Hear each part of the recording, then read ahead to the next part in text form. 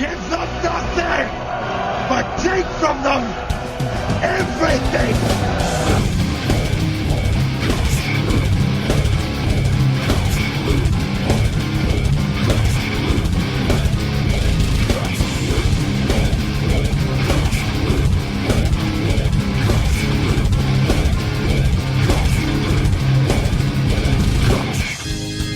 Guys, this is Rock and Roll Magician Michael Tricks, and you're listening to the Metal Hand of God podcast. Rock on, you guys.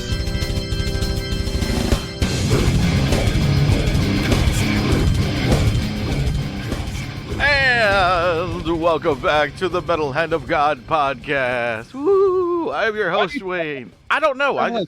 Headburn. What's that about? I just went with it. I don't know why I started that way. I just was like, fuck it, I'm going, and you interrupted me. Anyway, you know that guy over there as the Rum Guy. That's right. And we have a very awesome guy joining us. He's returning for the third time I think he's been on the show. Mr. Benjamin Scrivens, the man behind Fright Rags. Yep. Thanks for having me again. It's a pleasure. Of course, man. Of course. When are you going to get yourself on one of your t-shirts? I think it's going to be gone. Yes. That would be awesome. I mean, I Come don't on. want to actually sell some, so I don't think that's probably a good idea. Oh, come on. Then a picture of you like holding the heads of like many monsters. Yeah. I think it'd be like That would finger be- puppets. I don't know that I could bring myself to do that. I think that I don't know. I feel like I don't know. I feel so weird. It would be fun just to design it to see what it would look like, but to actually put something like that up for sale, I mean, I feel like my head would be huge or something. I'd buy one, man. I think Oh, well, thank you. I appreciate that, but you'd be like literally probably the only person. Oh, you you make a beast. little fun of it. I think it'd be good. You could, limited time only. Shirts are $40 a pop. I mean, you'd sell a ton. $40. Yeah.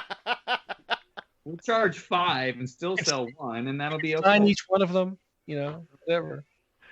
Oh, great. yeah, I think that's a good idea, Rum. I really do. I think the idea of him, just him with like this evil doctor look, but on his how they usually see the picture of the doctors with that grimacing face, and they have their hands in front of them, and With those like steampunk goggles with like, yes, I just visualized. Remember, they used to get those little weird rubber finger puppets out of the gumball That's machines. when you're- Yeah. that's exactly Yeah, what I but- was thinking. But they're all monster heads.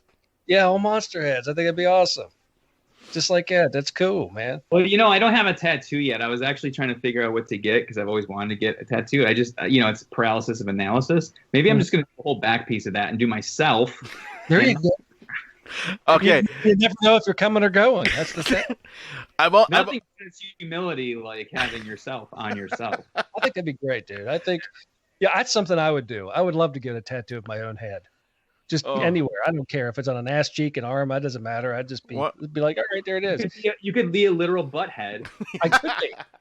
One of my all-time favorite stand-ups, Stephen Wright, he had a joke that he did, and he said that he wants to get a full-body tattoo of himself, but taller. I always thought that was the greatest thing in the world. I was like, and I sat there for a long time thinking about, wow, where would everything be? Like, how much taller would you want it to be? Like, He was kind of a big dude too. Like, Yeah. He was. He was wasn't he? Yeah, he was very Yeah, tall. too, I think. That's Yeah. That's Yeah. tall. I guess, but you couldn't. I mean, Wayne, you realize you couldn't make yourself taller as a tattoo, right? I know. Okay, I just want to make sure you understood the logistics. I just thought it was funny. Okay, there you go. So, There you go, tell Ron. us what has been going on. What is new? I see you got some new stuff on your site. Yep, always. It's been really, really busy, and I forgot the last time we had talked, but basically last year, 2020, obviously was a crazy year for everybody, and it was definitely by far our biggest year. It was insane, and I know a lot of other e-commerce companies had the same results. They, maybe because everyone was home or whatever. I still don't even know exactly why, but it just blew up, and then we thought, okay, going into January, January, February, March, first quarter's traditionally pretty slow. I mean, we always release stuff, but it's just never as crazy busy as it is toward Halloween or other times of the year. So, and I thought, our releases coming out of the gate were going to be pretty solid. I mean, we always try to do great. It's not like we're just like putting it off or whatever, but we had some reprints in January and other stuff. Anyway, we get back in January and holy cow, it blew up even more. And this first quarter, even in now April, now we're getting in the second quarter, it's nonstop. And I always tell people it's a great problem to have, but it is still a challenge to when you grow a business, and I'm not kidding, from last year first quarter to this year first quarter, 135% growth. Wow. That, and you really don't, the only overhead we did add another person last fall, and we added some warehouse space, but other than that, it's still us. And that's a lot. That's a lot to handle, Last time we talked, you were kind of running, I don't want to say skeleton crew because of everything that's going on, but it was tough because you had, you had a couple people coming in, Yeah. they were working their butts off, and it was weird because of the way you had to do things. I mean, has it changed a little bit for you guys? Is it still running the same? Yep. As of last, I think it was September, maybe. So basically, in the warehouse, Heather is the warehouse supervisor. Jess is basically her right-hand person because she's right there filling orders, packing, pulling. Heather has to do a lot of the other kind of managerial stuff down in the warehouse. So Jess is the one doing a lot of the pulling and packing and shipping. That's why we had to get someone else in, because Heather will jump in and do that all day, but she's usually got other stuff she's got to do. It's usually like samples to send to licensors or all these other things, returns and exchanges, all that other stuff that takes time. And because everything just grew, it's more of that to do. So that takes more time, which means, and now Jess has more orders to pick and pull and all that. So we hired Eric back in September. He's been a good friend of ours.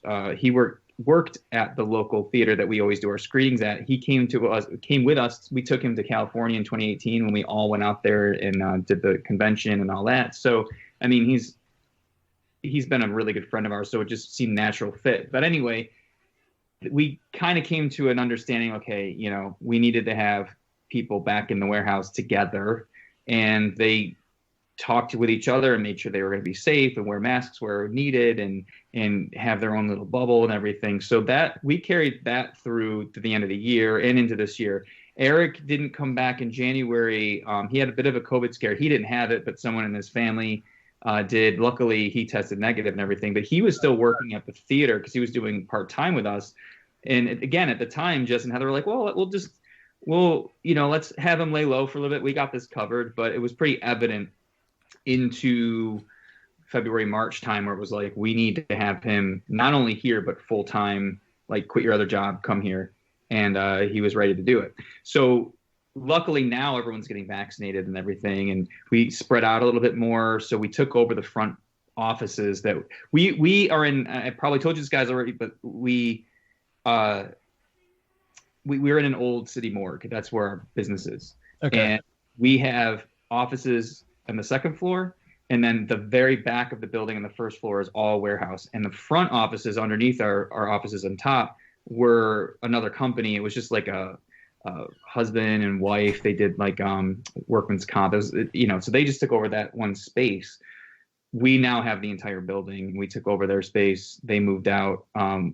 They were on a year-to-year lease, and basically our landlord helped them move to another place, which actually worked out better for them. So we could have the entire space. So my point in this long-winded explanation is that now Heather and Jess have their own offices and stuff, so we can separate out and spread out even more. But everyone's getting vaccinated now. I'm still working from home, and Kimmy comes in, and Tansky and Liz kind of come in, and we all kind of have our own spaces anyway.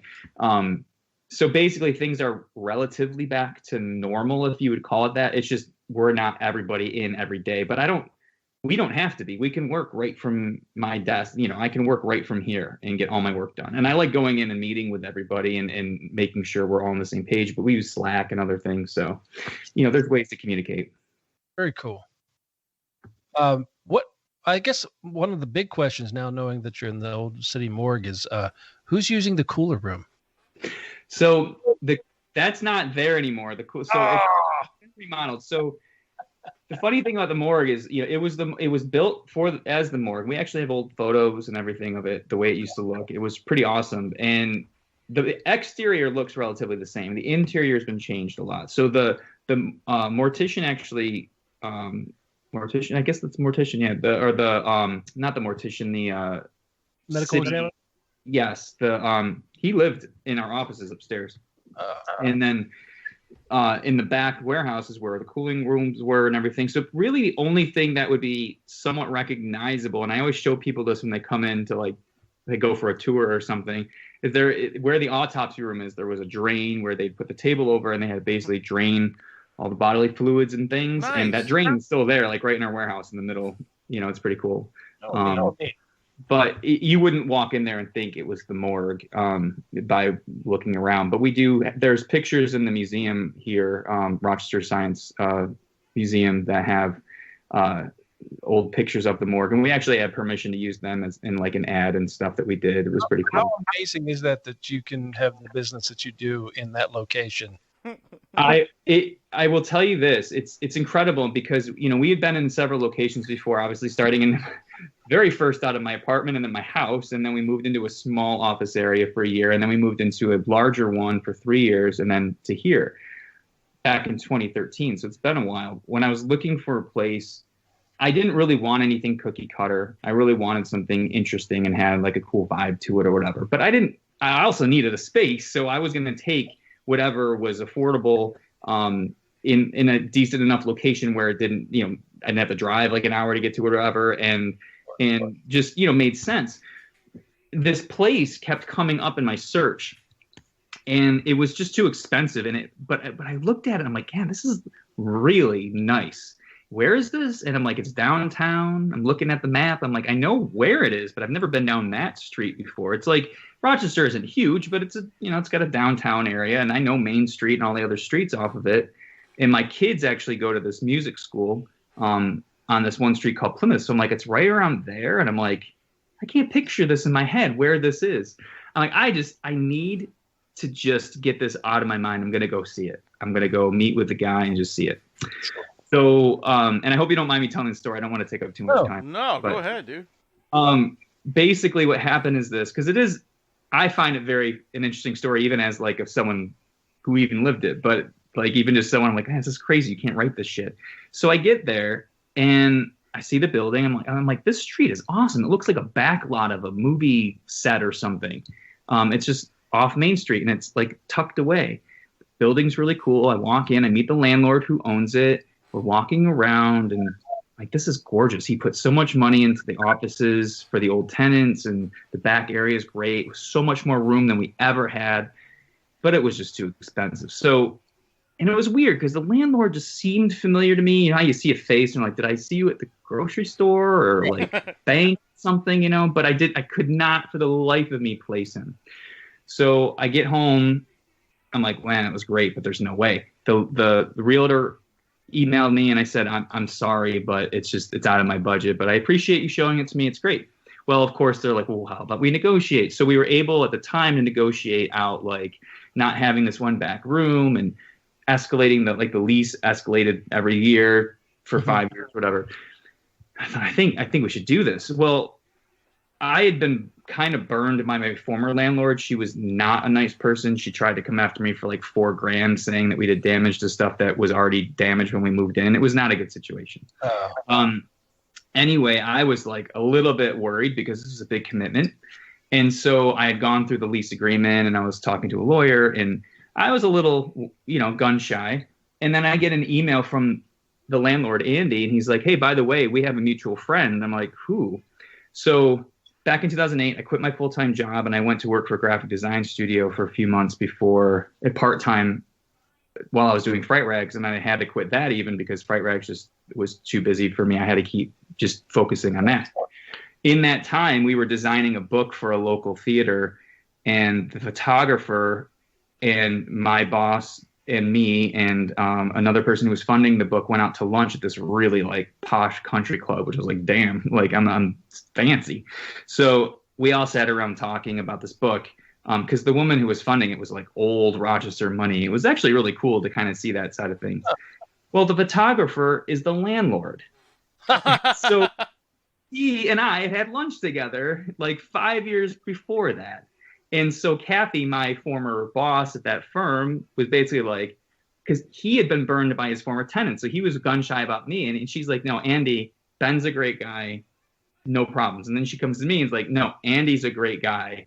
Awesome. So it was this like weird stars aligning universe thing. And I tell you, he has been the best person. Like, we're great friends now. And he's like one of those guys that does everything around there. Like, you ask him to trim on the doors, and like literally he grew the oak at his parents' like farm in New York, and then like dried it and milled it down himself, and then put it up. Crazy. Like, you can go to Home Depot and get some trim. You know what I mean? Right. That's amazing, man. That you can't find that type of dedication from a landlord. He is incredible, and we really have it good. It's not, to be honest, if you looked at it, you would say this is not ideal. Like, we have a garage overhead door, but we don't have a loading dock. Okay. And we have a kind of an alley where you park in, but it's narrow. It's only one car wide, so we have to move cars if a truck's coming in. Or it's definitely not the most ideal situation, especially when we have like a container of stuff coming down the street and we have to unload it, and it's in the winter and it's Rochester, so we're getting 5 feet of snow. Not the best, but what it lacks in efficiency, it makes up tenfold in charm. Gotcha. Well, that is awesome, man. That's actually a really cool story. You're right. It is weird how that worked out for you. It's definitely weird. And on top of that, man, to have somebody that actually is, it must take a long time for him to do stuff to the property if he's got to wait for the tree. I know. he's always around like putzing. Like, he's like, you know what I mean? He's just always around doing stuff, but he maintains it, and he's just so great. And again, finding a landlord like that, that's just, I mean, it's awesome. Yeah, I when I was living in the another part of Louisiana area, it was a place called Metairie. It's like the outskirts of New Orleans, and I was living out there for a long time. I actually lived out there for like, I don't know, 15 years or so. Well, my landlord, he told me, he said, if you come back from Katrina, I'll never raise your rent. And I was in a 2-bedroom townhouse on one of the main thoroughfares of the area. Like, it's the main drag of that area, you know. It's all the fancy restaurants and everything were on there. And I was only paying $600 a month for rent. And so when he said that, when I came back for Katrina, that man never raised my rent, never complained. Like, he fixed the stuff when I needed it. I helped him out when he needed it. And I paid $600 a month for 15 years. And when I moved out, the only reason I moved out is because my mom passed away, and I inherited the house that she was, living in. And so after I moved out, the rent at the place went up to $1,700 a month. So, oh my God, that's crazy. So like, he really did me well, man. By I could have never asked for a better deal. Never. Wow, that's amazing. But he probably wouldn't have had anybody renting it for a while. He probably would have lost money. Right, and I mean, I was in there when, hell, the bottom half of the apartment didn't have walls because of Katrina. So he was still putting sheetrock in and doing things like that, and I was staying in the upstairs, while he was doing all that stuff. So, he wasn't losing any money because I was paying him while he was renovating. So it was kind of cool, That's awesome. Well, I mean, it's kind of a scratch my back, I'll scratch yours type of thing. Yeah, yeah, really good guy. I was great. Proud to be his tenant. Well, you've got some interesting new stuff on your site. The drive-in stuff, the last drive-in. Mm-hmm. That's really cool. One of my favorite movies, Shaun of the Dead. I'm digging that like tremendous. It's just amazing. I need to get me this Winchester Tavern T-shirt. That's for sure. Thanks. It is really cool. Has things, we had talked a little bit before when you were on a while back about the licensing and things like that. You were saying at times it gets really, really difficult. Has that changed at all with the current state of the world at all? Is it still a pain in the ass? The powers have shifted different ways and things. That is it still as big a pain in the ass, or is it has it eased up a little bit? I mean, you were having some problems with some stuff before getting licensing correct. It's gotten a little weird. I mean, not everything. It's hard to say a blanket statement that yes, it's gotten worse or yes, it's gotten better or whatever. But because some properties and licenses we just really have great partners in our licensors. So we have a great relationship and things generally run really smoothly. And I'm very fortunate for that, especially because it is some of our larger properties like Joe Bob, which is actually a huge property for us in Halloween and things like that. It's weird when it comes to, like, just as I'll give you an example. We had an agreement for Ghostbusters, which, agreements are usually 2 years long, and you have a choice to renew or it expires. And then once it expires, you have a certain sell-off period. So you can just get rid of you sell off the rest of your stuff and then move on. And we had every intention. In fact, we wanted to get new properties from Sony, who owns Ghostbusters, but just wasn't happening. And then it got to the point late last year where I was like, okay, no new properties, but let's renew Ghostbusters. And then they were kind of being a little bit weird about that, and to the point where the agreement expired and we're trying to get it renewed, and they're kind of being squirrely about it. And I'm like, I don't understand. Like, we're willing to give you what you're asking. It's not like we're trying to negotiate really far down or something. In fact, we were going to give them quite a bit more money than we originally paid. And I think what it comes down to, and this is probably a little bit more of a blanket statement because I do hear it from other studios, especially the larger studios that are dealing with these bigger properties and not even just the fact they have, obviously we cater more to the nostalgia and the older properties, right? Like Ghostbusters original, not necessarily the new film and things like that. But when you have a studio that's dealing with all of the things that COVID brought them, with no theaters opened, for an extended period of time, pushing movies back all the time.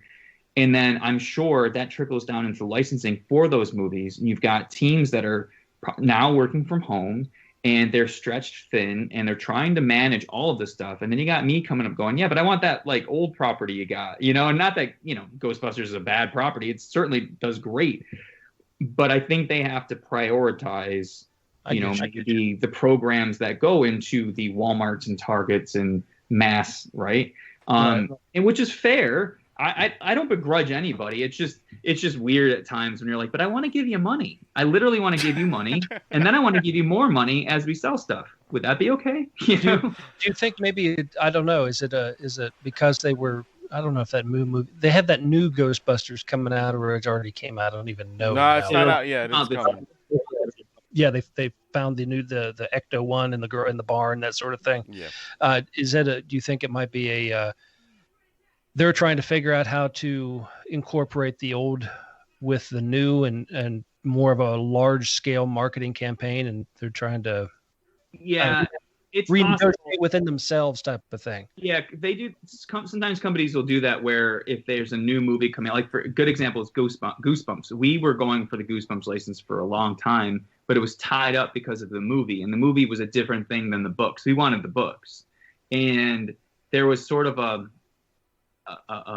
moratorium or whatever on the book license until the movie had come out on home video, and after a certain period of time, then they could go back and start licensing out the books. With this, it could be something similar where they do want to sort of combine their efforts and campaigns, old and new type of thing. I don't know. I mean, I was never told that.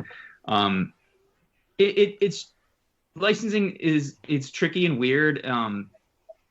Things change from time to time, and every time, even sometimes when you go to renew, as I just mentioned, like Sony, but even other companies, it's sort of like, what? Like, what's changed now? And people within these companies change all the time. Like, we'll have a contact for like sometimes a year or two, which is great. Sometimes for like 3 months, and then it's a new person, and you're like, okay, and you got to reestablish that relationship. So it's definitely it's not just like a set it and forget it. You don't just get like a deal and then you're set. That's only the beginning. Like that, just getting the deal is the beginning, and if that can take months. And once you get the deal, you just started that process, and then it's approvals and it's all these other things, and it can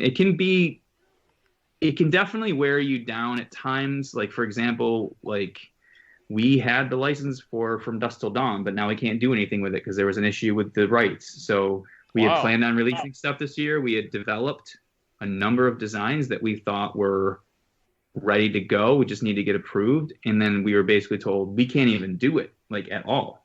Wow. Oh, wow. That sucks. Yeah. So things like that do come up. And again, it's not their fault. It just, there's a lot of people involved. Yeah. And it's not their fault that it didn't happen. It's just, they were told by other people, and it's just like, okay.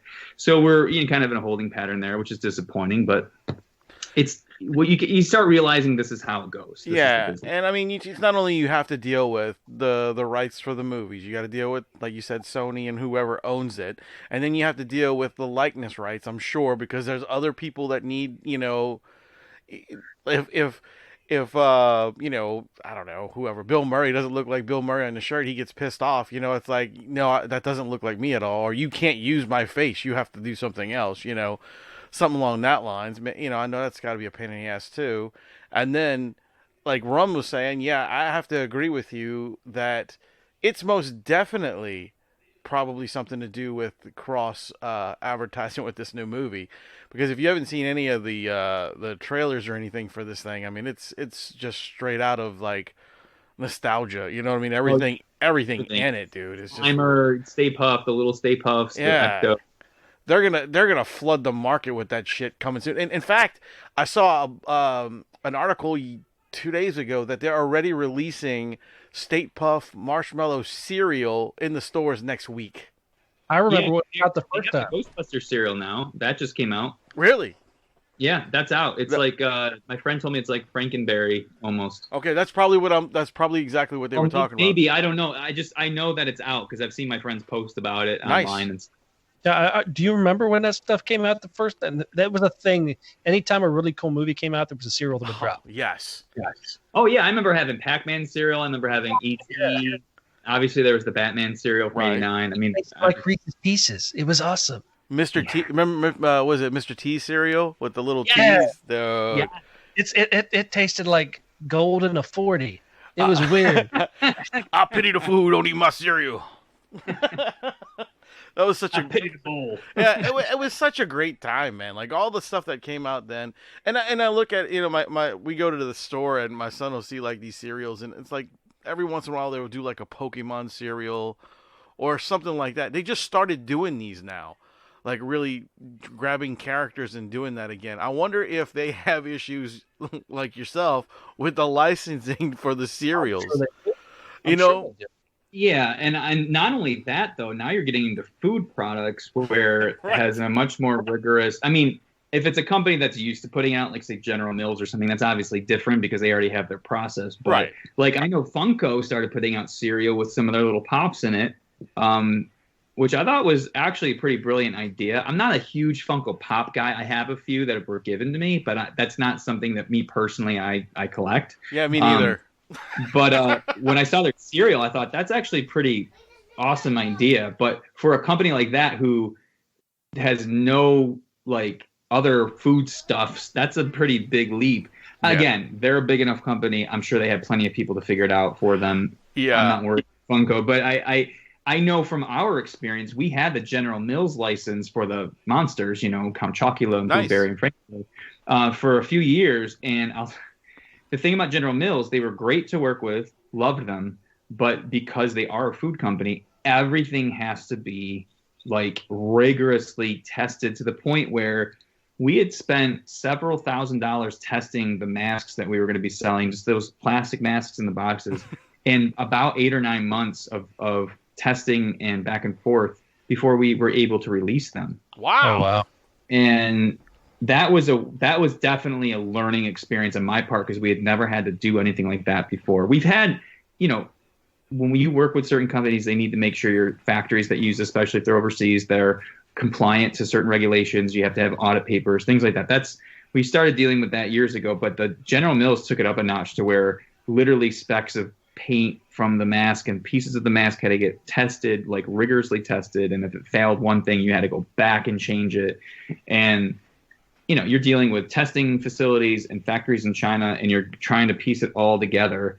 And I'm like, oh my God, this has literally been months and thousands of dollars that we've spent, and we haven't made anything off. It's like nothing. Wow.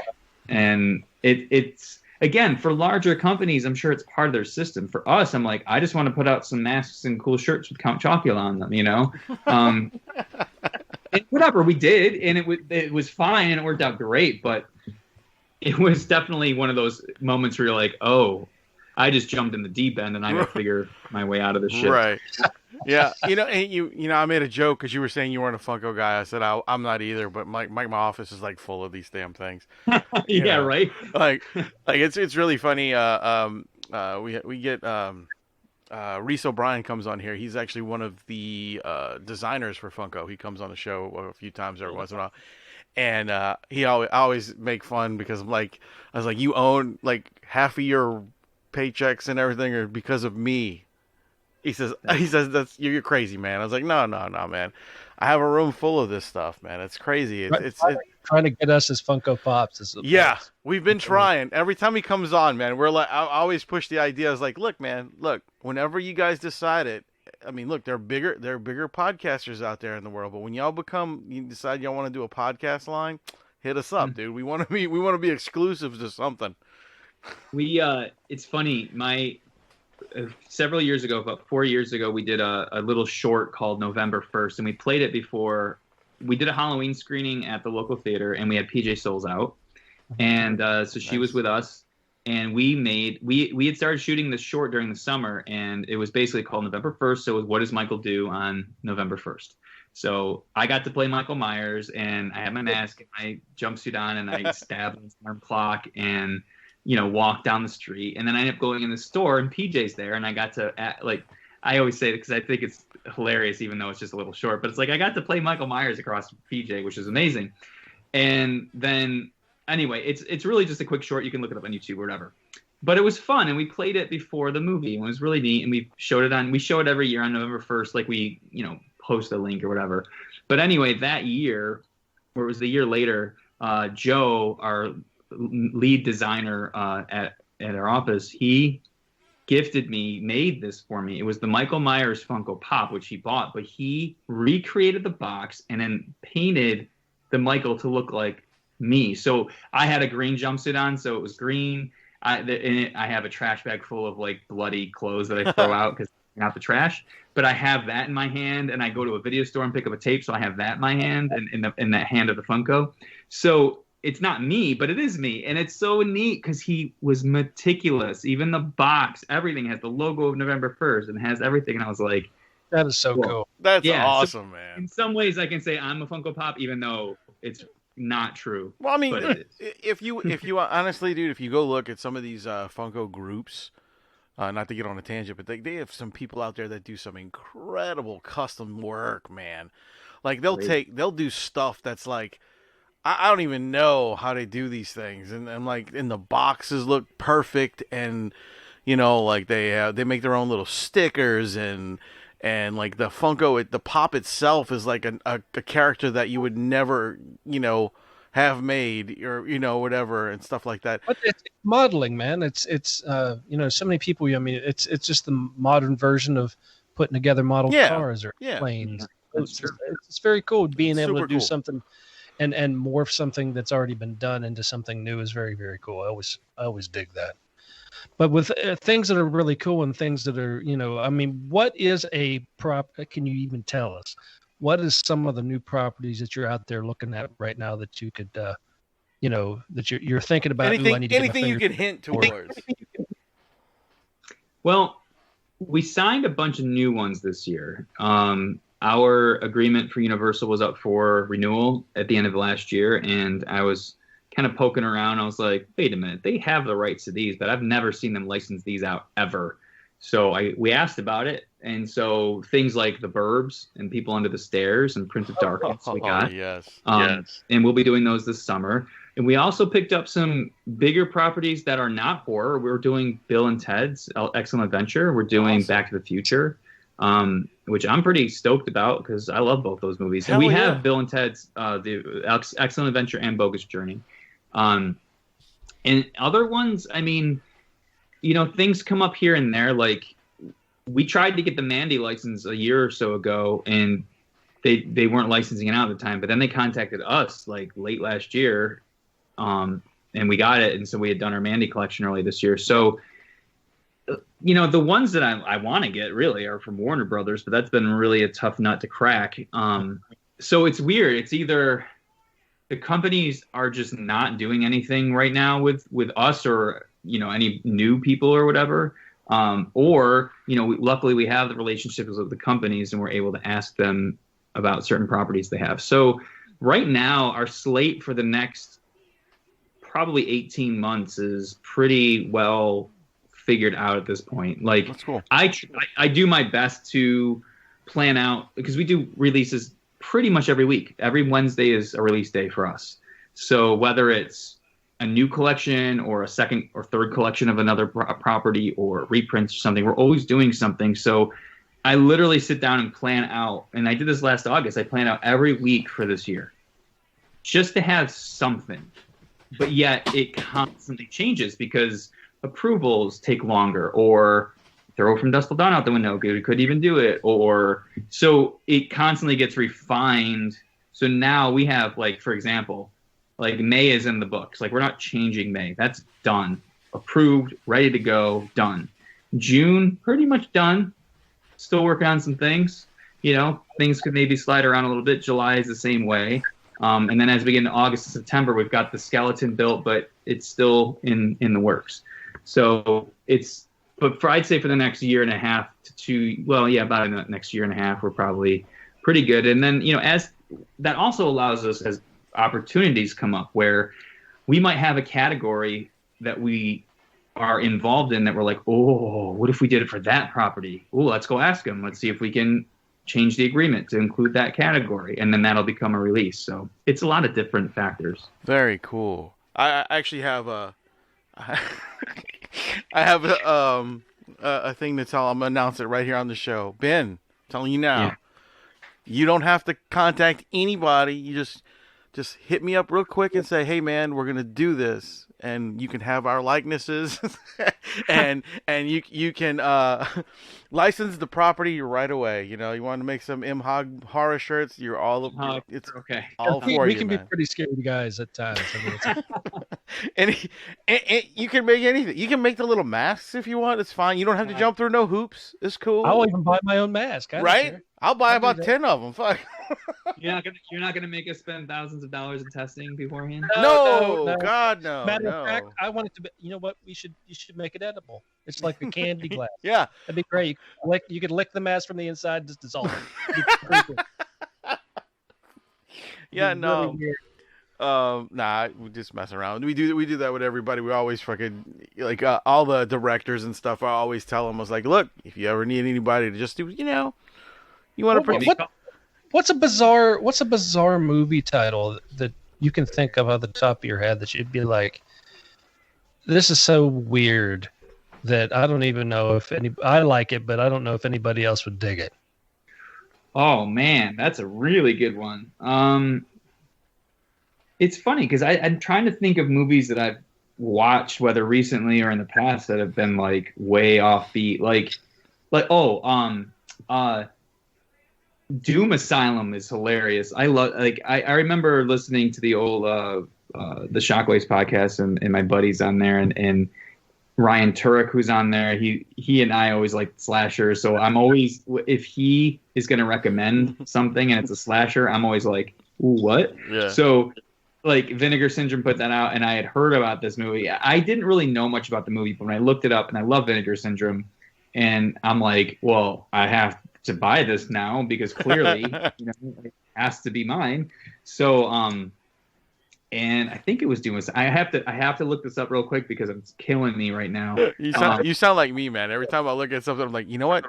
I look at the cover, I'm like, I gotta own this movie. I don't know anything about it, but whatever.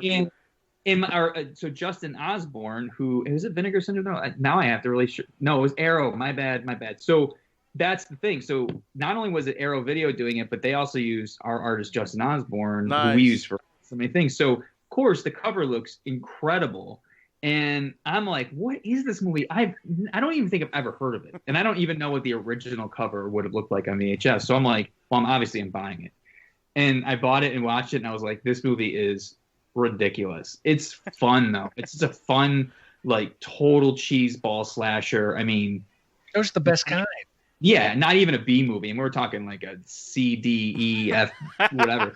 So I don't personally, and listen, it was a lot of fun. I don't personally know if shirts would technically sell for that. It's hard. But that movie, that was the first one that popped up to me because I remember thinking, man, because sometimes you see those movies and you're like, oh, this is kind of bad, like really bad. But no, I was pleasantly surprised with Doom Asylum. A good shirt, a good image could rekindle the spark for that cult following for that movie. I mean, with a Blu-ray release, it always helps. And obviously, if we were able to use that artwork, would be great because it's Justin. But I know Arrow usually likes to keep theirs to their DVDs, which just makes sense because it's proprietary. It's their thing. I totally get it. But it would be fun. I don't know if we'll ever get to something like that. I mean, it's just we're very fortunate that we have a lot to kind of chew on right now. There's a lot of things in kind of the works and just today I was sharing some stuff with the team that could be potential stuff that we're going to be putting out. It might not even be this year. It could be next year, depending. And I'm like, I myself, I can't give too many details, obviously, but there's a person that we're talking to and part of a company. He's actually a customer of ours, and he works for this company, and they design certain types of products. And cool. He pitched some things to us, and I was like, I ran out of adjectives in my email. Like, it was so cool. We had already had a phone call and we were discussing things, and he sent me like these concepts, and I was like, is this like real life right now? Because this is some of the coolest shit. And holy cow, we might even be able to do this. Like, we could probably put this out. This is incredible. Awesome. So it's stuff like that really gets me going. Like, we just announced, I don't know if you guys saw it, but we announced we're doing Halloween figures later this month. And that coming about with my friend Mark at Plastic Meatball. Obviously, we did the Joe Bob, and we just did that Darcy figure that was on pre-order last week. Yep. I mean, the fact that we're able to do Halloween figures, you're a bit of a fan, right? I'm a bit of a fan. That is the movie for me. That is and I love those 3 3/4 inch. Super 7 does a great job, and all these other figures that come out. And for us to be able to do not just Michael's amazing, don't get me wrong. And I'll tell you, once you see that figure, it's amazing. But to do Lori and Linda, and we've got more coming later this year, like, as a fan, I am just like completely geeking out the fact that we're able to do this. Same with the Lunchbox. I mean, the Lunchbox was such a moment of like childhood nostalgia and my love for Halloween and all of this stuff crashing together, where I was like, oh, wait a minute, this is something we're doing. I almost lost sight of that. I was like, holy shit, this is amazing. And it was. I was gonna say, it would be so cool if you could get remember when you used to collect the Star Wars figures and there was the cases that looked like Vader's head and stuff like that. You could put the figures in the case. How cool would that be? That would be amazing. Yeah. And by the way, the lunchbox looks incredible. I loved it. I looked at that thing and I was like, man, this is beautiful. It was great work. Thank you. It really came together, and of course that was using Justin Osborne's work that he had originally done for one of our shirts, and Joe, our designer, put it together, and our other friend Joe, who runs Fourth Castle, is the one that really put this all together. And that was obviously much a team effort. And I'm not kidding you. I got the sample, like, it was like last August or something, and I opened it up and I kind of welled up a little bit. I was like, oh my God. Like, because you see great. It in pictures and you see the mock-ups and you see all these things and it looks great, but you hold it in your hand. And listen, as a kid of the 80s, I had my Dukes of Hazzard metal lunchbox. Hell yeah. I had a few of these things. So this thing, it's like you're trying to spot a fake in a way. Like you're trying to see like, how is this not live up to the original stuff? And I couldn't find it. Like, oh no, it's got that embossed ridge. Oh, it's got that. Oh, it's got the thermos, you know. This isn't just, you know, lunchbox for lunchbox sake. This is like, it has to have a thermos. Yeah, it's just I can't speak enough highly of it because of the work that everyone that works with me put into it. Great team. That's just boils it boils down to that. I mean, the team you have, they seem to be as dedicated to the concept of everything as you are. That is 100%, 150%. I mean, that's the thing. Like obviously I own the company and I manage most things and I have to kind of look at stuff and I kind of approve stuff on my end, you know, but sure. Really it is a complete team effort. I mean, obviously you've got just shipping the stuff between Heather and Jess and Eric now, just working tirelessly, running around, picking shirts and stuff. You've got, you know, Liz and Kimmy in customer service, and Kimmy's doing all the office management with the accounting and licenses for sales reports every quarter. And, you know, Tansky's working, making sure approvals are going good. And artists we're talking to artists and getting artwork done and everything and working on schedules. And then you got Joe doing all the designs. And so it's a lot of people on deck. And if it were a case where I had people that didn't care or you had to try to motivate somebody to get work done or whatever, it wouldn't ever work. And I'm actually, like, I was just telling you about those products earlier that these ideas that were pitched to me, I sent them over to everybody today on Slack, and it's a really cool moment when everybody goes, fuck yes, holy shit, we got to do this. This is amazing. And it makes me feel great because I feel like we've all aligned on things. And when we're aligned, you know, it feels unstoppable. Like, it's very rare that I have to sell anybody on anything, you know, but I also want to make sure that we all agree. Like, we all have different opinions, but sometimes, you know, it's harder when it's just you want to do one thing and everybody else doesn't want to do it. And obviously I listen to my team. If I come up with some crazy ass shit, they're going to tell me. And I want them to. I want them to kind of look at me and go, yeah, you're dumb. Like, you guys you're living the saying that teamwork makes the dream work. Exactly. So I feel very incredibly fortunate for the people that are with me and our partners, you know, our artists, Kyle and Justin, who we work with constantly. Those are our two main artists, but all the other people we work with, the partners we have, like Plastic Meatball and Fourth Castle, to put out these crazy products, because they help facilitate a lot of this stuff. Yeah, could we get a factory on our own and do lunchboxes? Sure, we do that with tons of other stuff, lounge pans and pins and all the other masks and stuff. But these guys have a working knowledge of it. Steve Roman, who designed all of our hats, he has a deep knowledge of hat design in the industry. And this guy is liaison to the factory and can talk all those terms that I'm not aware of. I know what I like and I know what I kind of want, but he brings another sensibility to it. So it's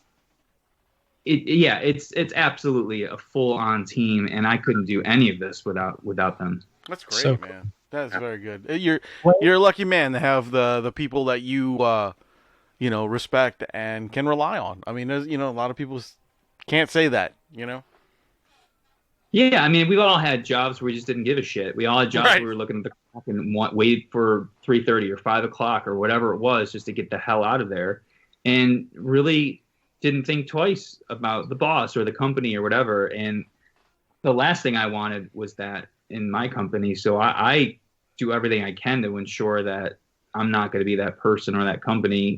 That's why I want, if people have any problem with me or anything, just come to me and tell me. Like, I'm not going to bite your head off. I'll probably agree with you. If you call me out on my bullshit, then I better agree with you, because otherwise I'm just being an asshole. You know what I mean? Well, I'm gonna put Wayne on the spot here, and I had this idea. What we're gonna do, and we're just throwing this out. I'm just this is nothing set in stone stuff. I just want to throw this out. I'm gonna have Wayne pitch a movie to you to see what you think the sales would be on that, and then I'm going to do it, and then let's see who does better. All right? You mean an actual movie that is Like a property that he could take and go, oh, I'm going to make a run of shirts and make some money on this. Holy fuck, dude! Yeah, let me throw that out at you, Wayne. Yeah, I dropped that on. Thanks, man. How about The Last Dragon, man? I know it's not a horror movie, but I guarantee you can make a good penny on it. You know what? That has enough of a cult status, and I don't think, this is off the top of my head, I don't think there's any merch for it out there. And if there is, it's either not licensed or there's not a lot of it. That's actually a really good one. So that's actually not far off. To be honest, I don't know who owns it, and I don't know what it would cost to get a license like that. Sometimes people think their properties are worth a lot more than we think they are, unfortunately. And it's a gamble. It's always a gamble. You're ponying up sometimes a lot of money for something, and you got to make money back. So that's a good one. I like that. That's very interesting. Okay, I'm going to shoot one at you. Okay. Jennifer's Body. Okay, late to the party in that one because I literally just watched that like 2 or 3 weeks ago for the first time. Okay. It's not a bad movie. Oh, I loved it. I thought it was great. The only thing I would say about that, and it might hold true for Last Dragon, but definitely Jennifer's Body because it is a newer film. Right. So the first thing that I look at and go, amazing, but what are you going to do when you can't use Megan Fox? Yeah, that's you could do maybe do, and again, I'm only saying this because I would wager, bet that you couldn't use her likeness. Now I could be wrong. I mean, I could go to the company and they might say, yeah, go for it. But my guess is saying that you can't use her likeness. Not any fault on her, obviously, just the way contracts work and stuff. It's just a thing. So if we could use her, though, if you were to say, hey, here's Jennifer's Body, and oh, by the way, Megan Fox, you're free to use her like this, I'd be like, oh, yeah. Because I've always wanted to see that movie. It just never did. And again, things come and go and you forget or whatever. But over the past 6 months, maybe a year, maybe more, I just keep seeing it pop up even more. And I was like, damn it. I think I've owned it for a while, too, and just haven't watched it. That's the story of my life, by the way. But it's getting a very slow. It got panned when it came out. Yes, yeah, and I remember its initial release, and I remember it didn't do much, but now it's like got this real cult status to it. It does. It's really coming up from behind, and I was like, I just thought of it. I was like, it just seems like you don't see any merch for it, and that's probably why. Like, and again, I don't know who owns it. I feel like it was a fairly indie movie, but it could have been like no. TriStar owns The Last Dragon. I'm sorry. Oh, so that would probably be Sony then, because I think TriStar is owned by Sony. Yeah. So that's not going to happen. So I got a better shot with Jennifer's Body. Probably. If you can't use Megan Fox's full image, you could just pick the good parts. I'm looking up who owns Jennifer's Body if I can tell real quick. I won't spend too much time on it, but yeah, I would just, because a lot of times with these movies, and even people were like, oh, you should do It Follows. And I'm like, on paper that sounds great. Mm-hmm. Well, what do you do for It Follows, especially if you can't use the people? Like, and sometimes it comes down to that where you're like, oh, Jennifer's Body is 20th Century Fox, which is now owned by Disney. Oh yeah, that'll be real hard. It could be something that they want to do because Disney's pretty greedy. Or they just Disney's a whole different beast, and I can 99.99999% guarantee no likenesses. Yeah, I guarantee you that too, man. Isn't like Hellraiser owned by Disney now too? No, Hellraiser. It's still Hellraiser's a weird one, man. So the first Hellraiser movie is, I'll be honest, I don't know exactly who owns it. I know NECA has like certain rights to that, so they can do certain, but that's been like for 20 plus years at this point. So we've done Hellraiser, but what happens is you get the rights to Pinhead and none of the Cenobites, and you can do, well, at the time we did it, we could do 3, 4, and 5, I think. Okay. I think the only ones, or maybe 4 through 8, but who's really going past 4 to me, or 3 through 8 maybe. But now they've changed it. Now it's weird. We let the license lapse or expire after we were done because you couldn't just put Hellraiser on a shirt. If you had put Hellraiser on anything, it had to be Hellraiser 3 or again 4 or 5 or whatever. But the next best one after 1 and 2 is 3. So you put Hellraiser 3 on everything, but people want Hellraiser. And then you just do Pinhead, which was okay, but it really didn't. I thought we threw a lot of stuff at the wall for Pinhead and that series, and it didn't ever do tremendously well enough. And then the license got kind of weird. And I'll be honest, I haven't revisited it in a couple of years, but I almost think, from what I understand, a couple of friends of mine, that it's gotten even weirder. Weird. So it's just been one where I'm like, you know what? I'm all set for now. Maybe we will revisit it again in a few years, but I'm good. Yeah. I suggest Hellraiser Judgment. What is that? Like the 7th one or something? The 10th one. It's the last. It's the last film that they did. And we actually had Paul on here, the gentleman who played Pinhead. Really nice guy. And I actually sat through that movie, and you know what? It's way better than the Walmart versions of the other films that were prior to that. You know what I'm saying? Like the ones that were like after what was it? Hellraiser in Space? What that was for New Blood or something like that. No, Bloodline. After Bloodline, they were complete garbage, to be honest with you. I think that's where I checked out. I think 4 is the last one I saw. Yeah, they just released finally released Judgment in a special edition in I can't remember. It's like in Europe right now, and it's I guess it's going huge right now. So just as a thought, I mean, he's going to be the new face of Pinhead. Well, I don't even know if there's. I don't even know, to be honest with you. Like, it's such a weird. It's a very weird franchise. I imagine it would be. It's funny because it's had different directors and different things going on with it. So yeah, Miramax owns most of it. I just don't know where Judgment falls, and it never seemed to be in the list of anything that they were offering. So I don't know, man. Sometimes it sucks because you get a movie where like, yeah, we're gonna do it, and then all of these limitations and things, which again, I understand there's contracts, there's people involved, I get it. Right. But from a fan perspective, you kind of go, "Aw, yeah, you know." Wow. Well, apparently it hasn't gotten any easier since the last time we talked. Right.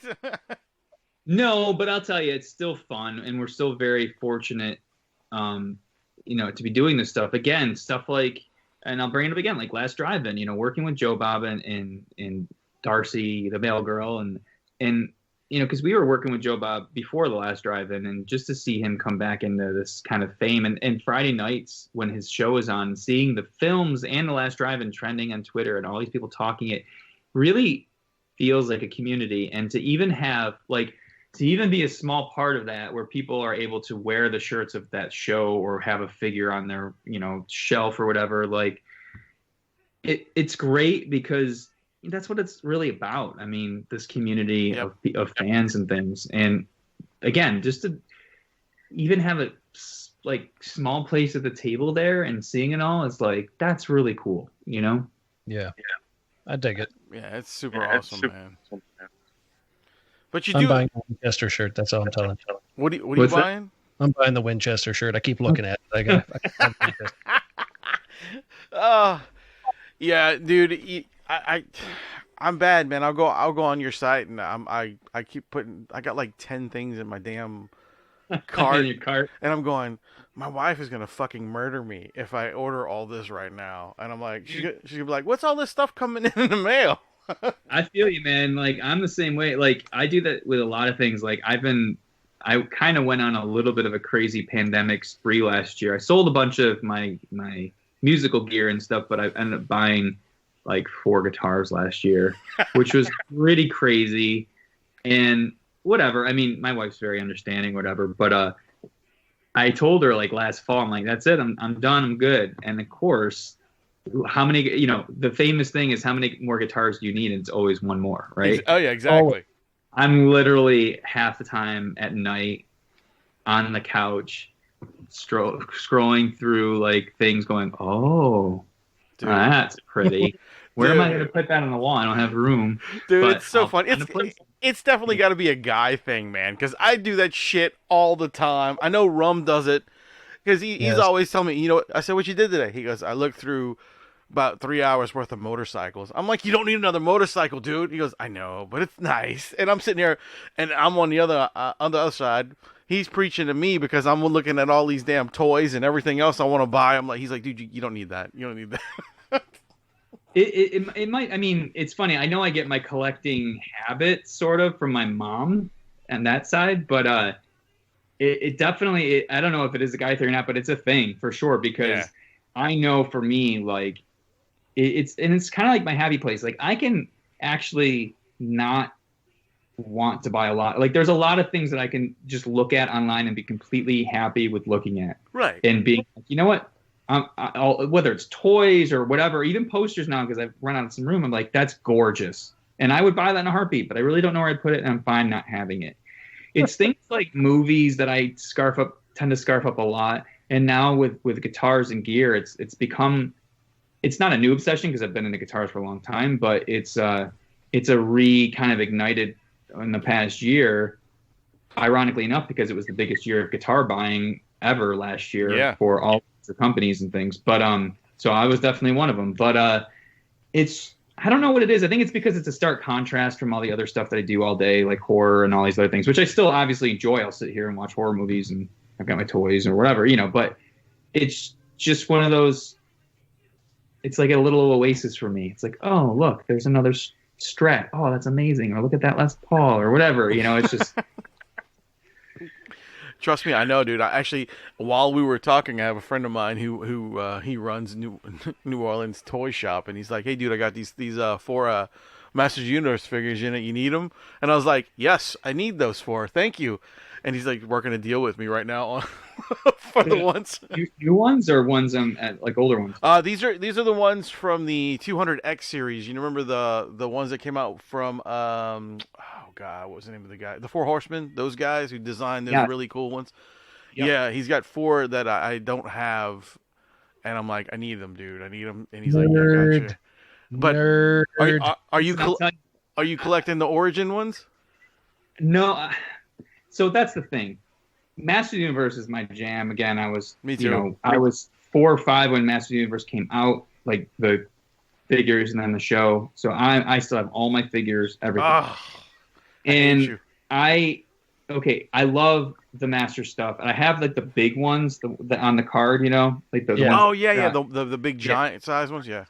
Yeah, but part of the issue I have is this paralysis of analysis where I see everything. I'm like, I either want it all or none of it because I can't decide at this point because there's too much, right?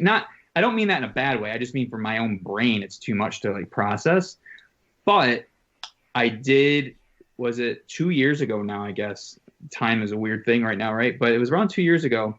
I don't know if you follow him, but there's a guy on Instagram named Zombie Sailor Toys. I don't know if you follow him or not. No. He has a toy shop. I think he has a toy shop, but he is like the time-traveling toy guy. And what I mean by that is he comes across, and I'm sure he has certain connections and things, literal, like, unopened cases of toys. Dude, okay? He's one of those guys I completely hate. Yes. So normally, again, I can look at that stuff and go, wow, but it doesn't faze me. Oh, 89 Batman, I got a case of them that's never been opened. Wow, great, but I'm fine, right? He had this haul, and when I mean haul, it was like a tractor trailer full of unopened factory fresh cases of Masters of the Universe from 1985. Get the fuck out of here, dude. There was apparently, I don't even know the story. I think there was some warehouse that used to have them come in, but then it changed hands, and there was literally a bunch of shit just never opened. Like they were packaged in the factory in 1985, sealed up, sent over here, and sat there for 35 years. That's so fucking crazy. It's so crazy because as well as I do, you go on eBay and you see mint on card, a lot of that stuff yellowed or bent or whatever, right? Yeah. And they're still selling for $500-$600 easily. So I am like salivating. Like I'm like, what do you got? I am like, you got any more of those Masters? And So I'm waiting to see what he's got. And I ended up getting in the case. Well, first of all, I got Hordak, one of my favorites. Mint on card, original Hordak, never even touched. Beautiful. And then I got Battle Cat. Dude. Which that was technically the second release, because the first release, because you look at the back, and it was 1985. It was probably the second run, but it doesn't really matter. Because it had like the Basher on it and a few other items that weren't out at the time that Battle Cat first came out in 82 or something. Yeah. But it doesn't really matter. I mean, when I say mint, I mean the plastic is crystal clear. It's weird because even the painting on the box, I know it's just a printed box, but of course it's a painting that they put on there. It sounds dorky, but it's so like rich looking. I'm like, it's literally like I just zapped back to 1985, grabbed this off the shelf at Toys R Us or wherever, and then came here. Dude, that's so amazing because like just the idea of those things, and I'm not even gonna ask what you paid for them because I know it wasn't cheap. It was a fair amount, but I can tell you right now they're probably worth more, and I still have to get them graded and put in cases. They're in boxes right now, completely covered and everything. And then when I take them out, I have gloves on and stuff. So they're stowed away, but I need to display them. You take them out, it's like the Ark of the Covenant. The shit. I've shown several people these, and they're right now, like I said, they're just in the boxes they came in. They're stowed away. I mean, they're not on top of anything. They're going to fall over. But I don't want to take them out and leave them out until they're in like a UV case and stuff, right? So. And I would like to get them graded. So friends will come over and I'll be like, "Oh, you want to see them?" And I'll put on the cotton gloves. And I'll be like, "This, you're right." And it's just like, oh, it's so good, dude. Can I touch it? I'm like, well, just put the gloves on. You can touch it. It's fine. I have only one statement that has to do with Masters of the Universe, and I'm not going to go deep into it, but it is Evelyn was my first girlfriend, and that's all I'm saying. Fair enough, man. I have to agree with you on that one, buddy. I think she was cheating on you with me. I think I was probably more of a Tila guy. Yeah. Okay. Definitely like a Tila guy. But I have to admit, and I'm not ashamed to admit it, I still have my Shira doll.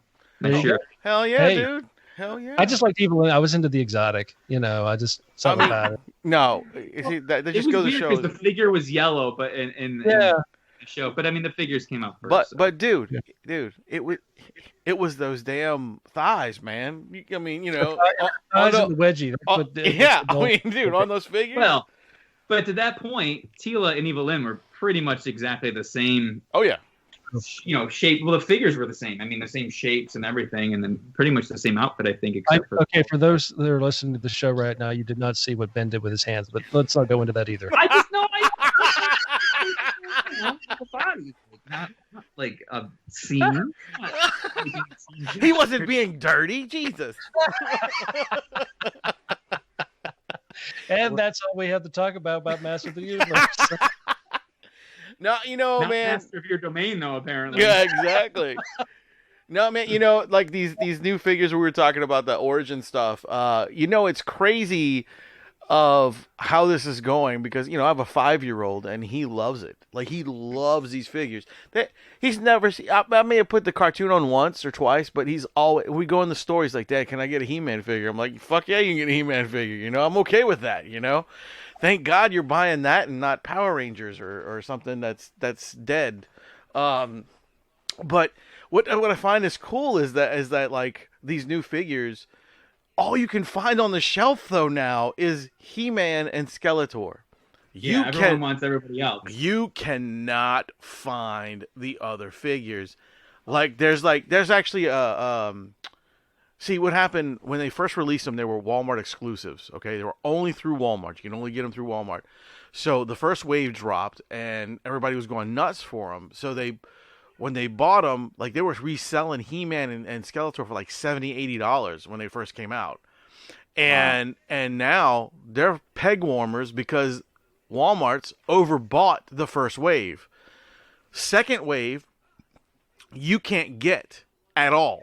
You have to pre-ordered or pay second hand now There's Who came second wave? in the second wave, there's Trapjaw, there's Manny Faces, there's Scare Glow, and Orko.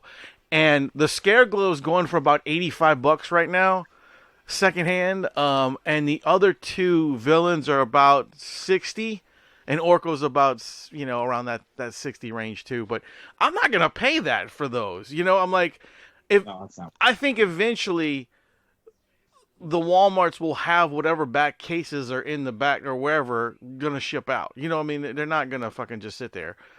And then they're on like wave 4 now, or 3 or 4 now, and but Target has taken over from that point. Like, he did. Okay, I'm gonna look up Scarecrow. So now it's like a duel. You can buy them from Walmart and Target.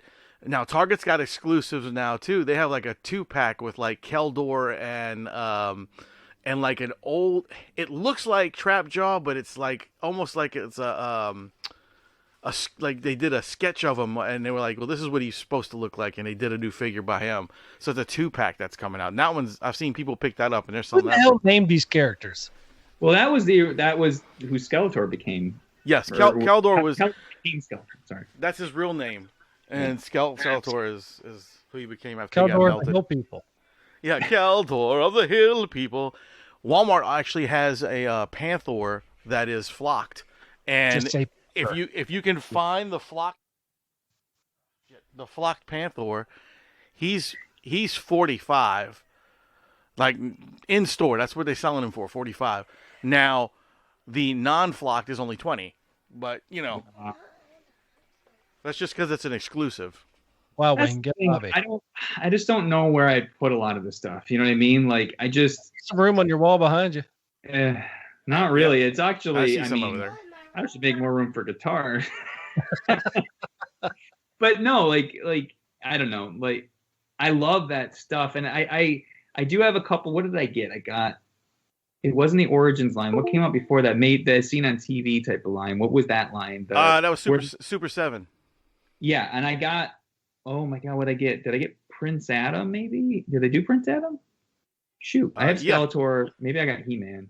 They did a bunch of line, those guys, and some of those are, dude, you can't even touch those with a 10-feet pole. Some of those are expensive. Really? Yeah, because Super 7 lost the licensing for it, and now went back to Mattel, right? Yeah, so now it's big money. I do have the Heather and Liz at work got me the laughing He-Man. Oh yeah, yeah, that one's awesome, dude. That's cool. I love it. The stuff's great, man. Like, the stuff's really good. It's just I can't bring myself. Like, I'd almost rather get stuff that I either had as a kid and I don't have anymore, or never had as a kid that I want. You know what I mean? I think it's kind of great about collecting nostalgia. I mean, it's you're able to get those pieces of your past and those memories, something tangible that you're like, wow, I got this 1986 at Christmas and I remember it, and it's just a really good memory. Or I never was able to get this when I was a kid, but now I can. So how cool is that? I mean, that's what's great about what Fright Rags does with the nostalgia and the artwork and like that. It just that is a world unto itself, which is very, very cool. Well, I appreciate that, because that's what we try to do. I've said for a long time, and it's like, we don't really sell T-shirts. We're selling memories and nostalgia. And, again, we're fans. So when we come up with ideas, like Tansky was our production manager, we were sitting around one day, and he must have said something like, we should do like an activity book. And I'm like, oh my God, that would be incredible. And for whatever reason, and I don't know if you guys share this memory, but like, I remember I had a lot of activity books when I was a kid, crayons and all that stuff. I just remember a lot of them being holiday themed, like Christmas themed, and I'd be under the tree. And my memories of them were coloring Santa Claus under a tree, right? And we're like, we should do Silent Night, Deadly Night, where the guy who got his head chopped off in a toboggan is like a maze, and like just really sick shit, but like in this really family friendly way. And ideas. Like, one of the most brilliant things, because he designed it in the sense that he came up with all the games, and we had Nate Milliner do all the actual like artwork for it, but he came up with this fucking brilliant word search. It makes me laugh every time I think of it. It's in the shape of a tree, and all the words that you have to look for are naughty. Naughty. Awesome.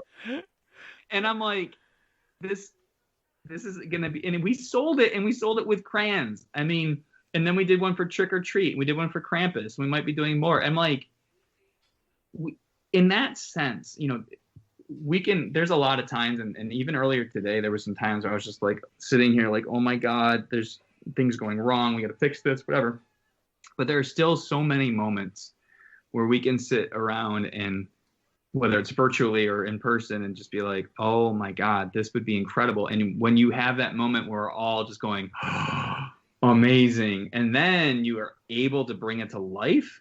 Oh my God, again, going back to Lunchbox stuff, seeing people post about it and their words, kind words, especially after the long wait, is just like totally worth it, you know? So Cool. It's cool to be on both sides of it. It's great to be able to offer this to people who want to have that feeling, and we're able to provide that feeling. That's incredible. Like, that is truly like remarkable.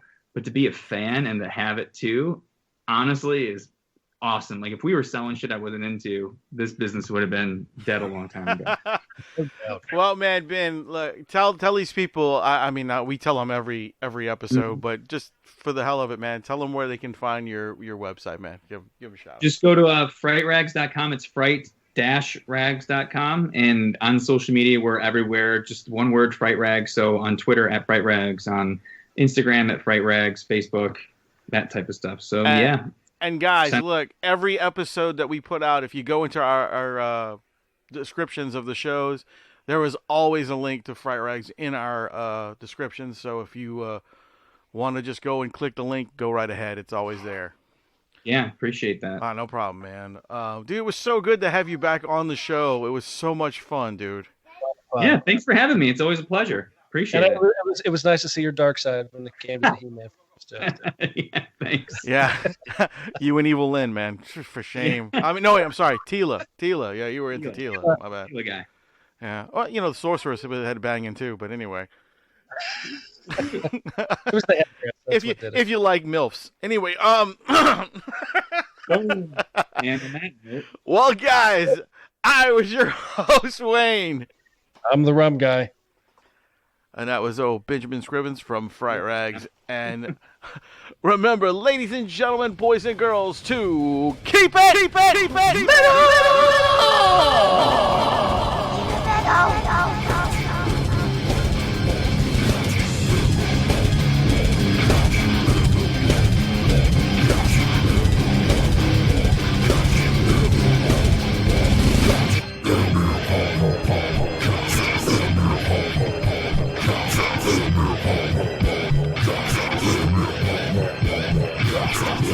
Adieu, parting is such sweet sorrow. Go ahead and run. Run home and cry to mama. Get the fuck out! Okay then. That's it.